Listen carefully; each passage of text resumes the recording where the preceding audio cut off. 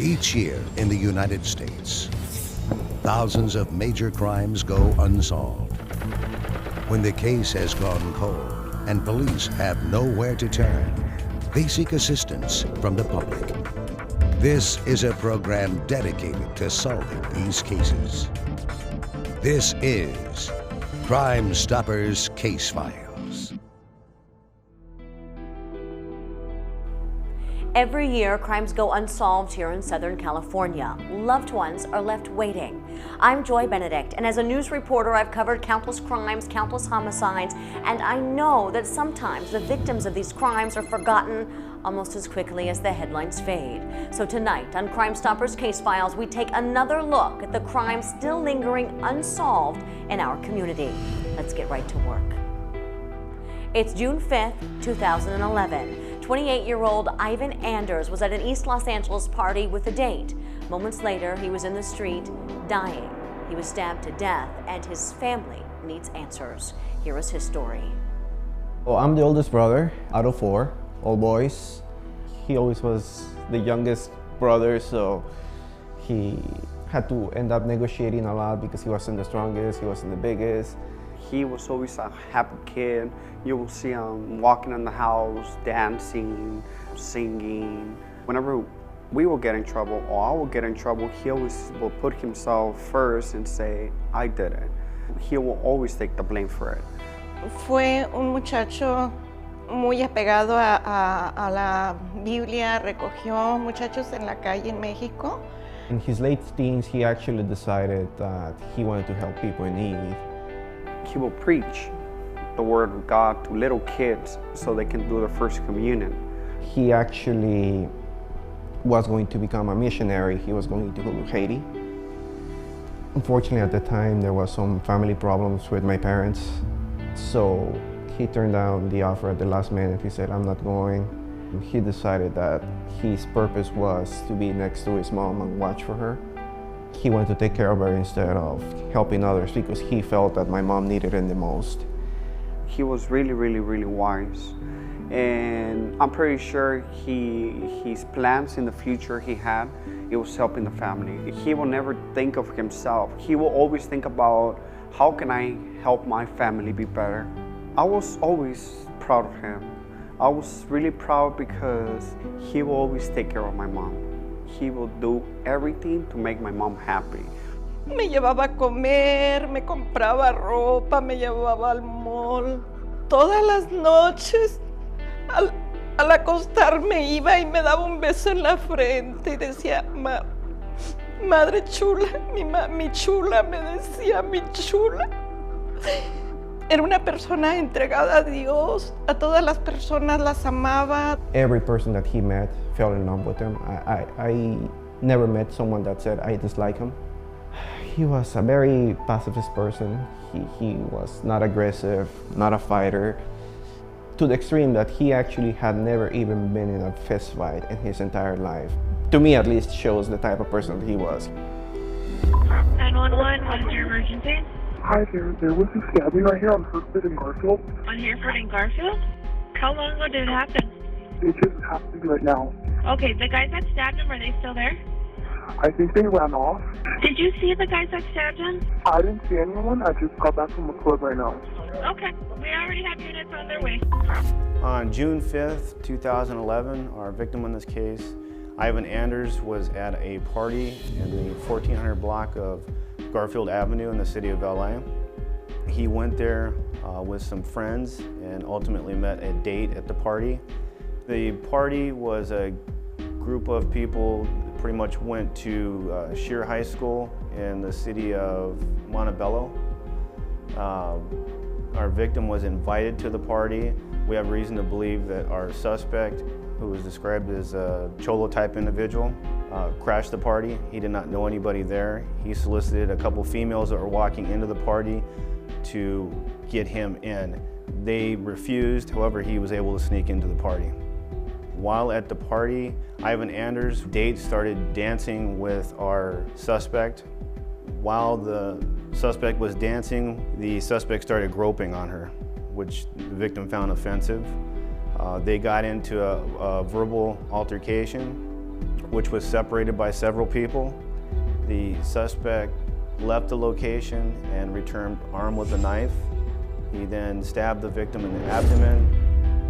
Victim collapsed, and he ultimately died from his injuries. After the victim was stabbed, the suspect ran westbound down the street. He was chased by numerous partygoers. They threw glass bottles at him while chasing him. The suspect ditched the knife underneath the parked car while fleeing. That's when he got into a blue Honda four-door Civic, and he fled at a high rate of speed, ultimately going southbound on Garfield Avenue. I just couldn't believe it. I was in shock for, a couple of hours. Pero un hijo, no hay palabras, porque no hay palabras para decir, no tengo a mi hijo. Es como si yo fuera un árbol, mi familia era un árbol, y se me hubiera cortado la rama más grande. Me hace tanta falta que no hay nombre. We'll be right back with more on the tragic death of Ivan Anders.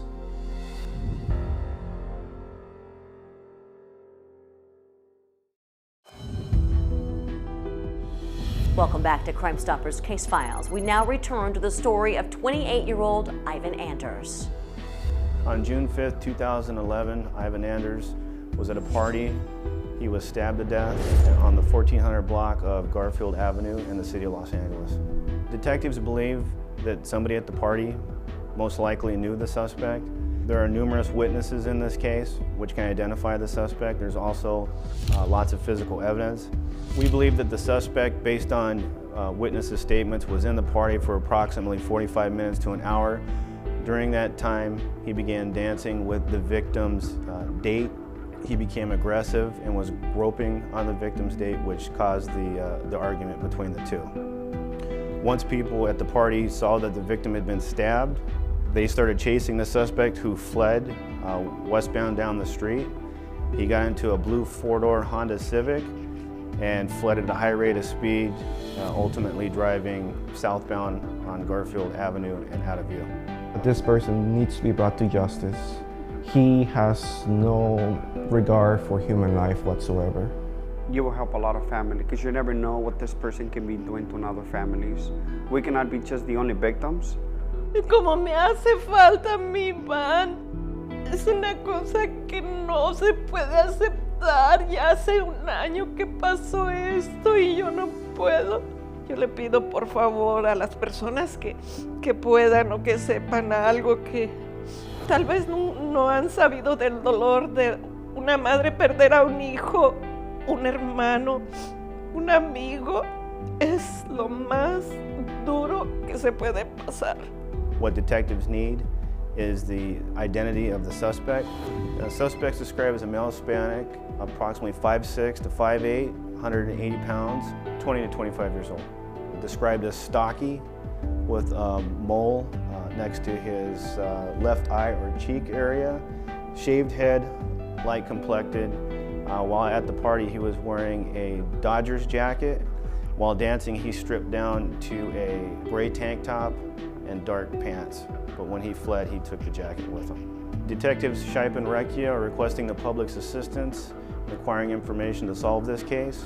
The phone number is 323-890-5500, or you can contact Crime Stoppers and you may remain anonymous. It's frustrating that this had to happen specifically to him, because he is the one that wanted the family together again. Every time we would talk, he says, I want the family the way we used to. I'm going to do something to bring the family back together. I don't know what I'm going to do yet, but I'm going to do something that's going to bring us all together again. He actually delivered on his promise. He said he was going to do something to bring us back together. Whether he intended it to be this way or not, he actually succeeded. I just wish he was here to see it too. I simply just don't want anybody else to be the next victim. There were plenty of people at this party, but no one seems to know the identity of this murderer. The suspect is described as a Hispanic male, average height, maybe 160 to 180 pounds, with short hair and a thin mustache. He may have left the scene with others in a blue Honda. If you can help investigators and help bring peace to Ivan's family, please contact Crime Stoppers. That number is 1-800-222-TIPS.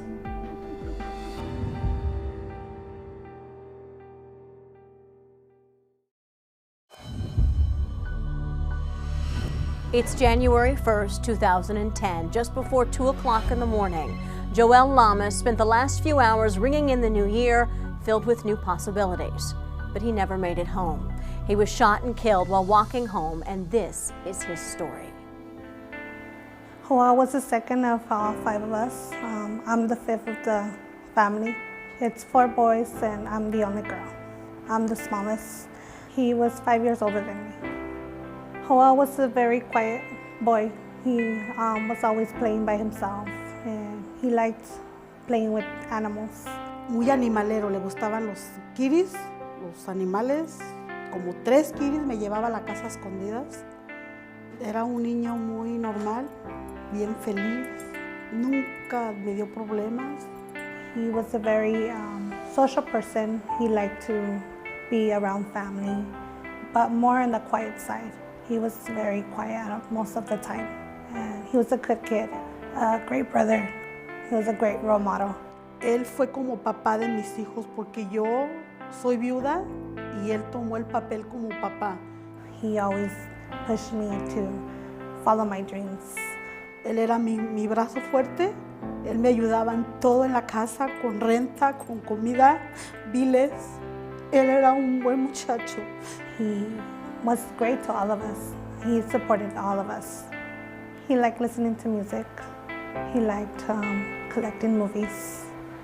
He enjoyed being around kids most of the time. He was a kid person. I always like to say he's a kid in an adult body. A while back, I remember I was taking a shower. I've always had a thing about roaches. I hate roaches. And I remember he was asleep. And I was taking a shower and I noticed there was a roach crawling around. And I come out running, scared out of my mind. And he wakes up and he's like, "What's going on?" Well, he's super scared. And I look back and I tell him, "Oh, there's a roach." And he thought I was actually being attacked. His face was priceless. And I always go back and remember that day, and it always makes me laugh. 911, what is your emergency? Well, my emergency is we found somebody that he looks like he's hurt. He's in front of the house that's right next to ours. He's not moving. We don't want to approach him. I think a sheriff and an ambulance needs to get down here right away. On January 1st, 2010, the early morning hours, my partner and I were called out to the 7600 block of Kelton View Avenue in the city of Pico Rivera in regards to a male who was found shot laying on the sidewalk in front of a residence. When we arrived, we saw our victim, Joelle Lamas, a Hispanic male, 27 years old, was laying on a grass parkway in front of a residence, suffering from a gunshot wound to the chest. He was pronounced deceased at the location. We believe, based on family that we have spoken to, that Mr. Lamas was either visiting friends in the area or may have attended a party in the area and then was walking home when he was shot. Mr. Lamas lived approximately 1 block away from where he was shot. We believe he was walking southbound on Kelton View Avenue from Warvale Street and was mid-block between Warvale and Trojan. He was on the west side of the street when unknown suspects approached him and shot him. Mr. Lamas collapsed on a grass parkway, which is just adjacent to the street, and where he was eventually discovered by other residents. It was 6 o'clock in the morning. I remember my husband putting my cell phone over my chest and telling me, "It's your brother Leo." I answered the phone and it was him yelling, screaming, crying. I couldn't really understand what he was saying. I told him to calm down. Finally, he had told me, "Joelle got shot last night. Please come to his house." And he said, he's gone, he said. He said he's no longer with us. Lo extraño mucho a mi hijo. Siento como que él no merecía morir así. Él era un muchacho muy buena gente. No le hacía daño a nadie, no le hacía el mal a nadie. Ya son 2 años y no se ha sabido nada, nada.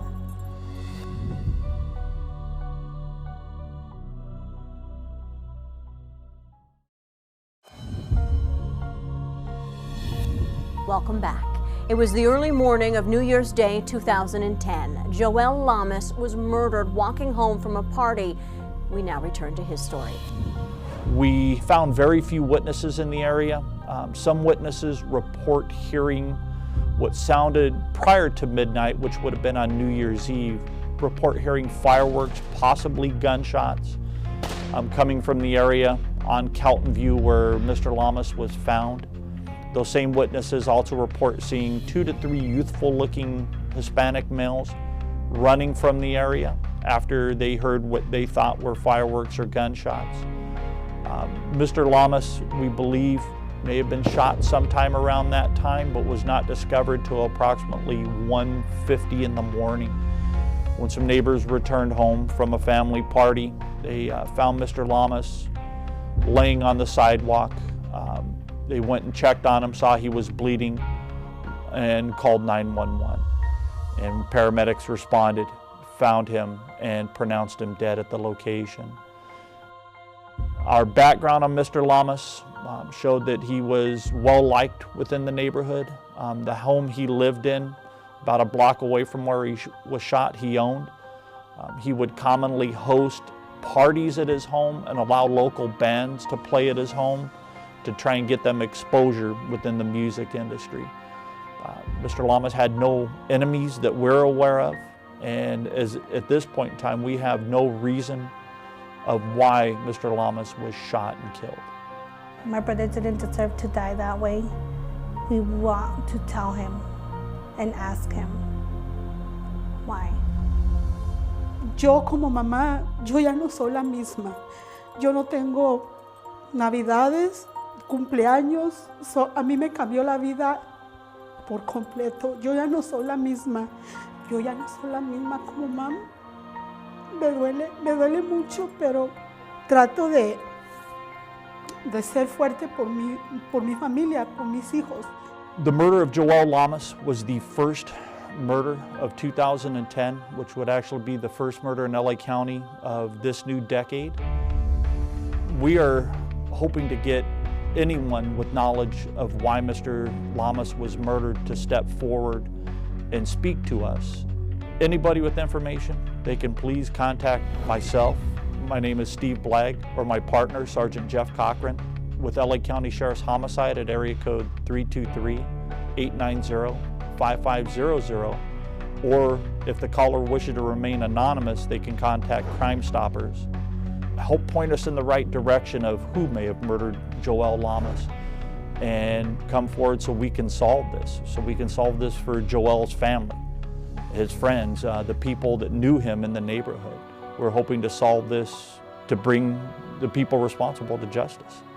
Pero pues son cosas que nunca piensa uno que le van a pasar, pero a mí me pasó. Y yo no quiero que siga pasándole a otras madres. Either way, he will live with this in his conscience, and I would just tell him to turn in himself and to confess what he did, and maybe he'll feel better too. Joelle Lamas was a well-known and well-liked man in his community, a hard worker who owned his own home and was looking forward to a new year. But he didn't live to see it. So if you remember that night on Kelton View Drive, if you saw anything, please contact Crime Stoppers. The number 1-800-222-TIPS, or send an anonymous email or text. Check out our website at lacrimestoppers.org. Thank you for joining us for this week's edition of Crime Stoppers Case Files. Remember, we are here every week with more crimes and more families needing answers. These are your neighbors. This is your community, and you can make a difference.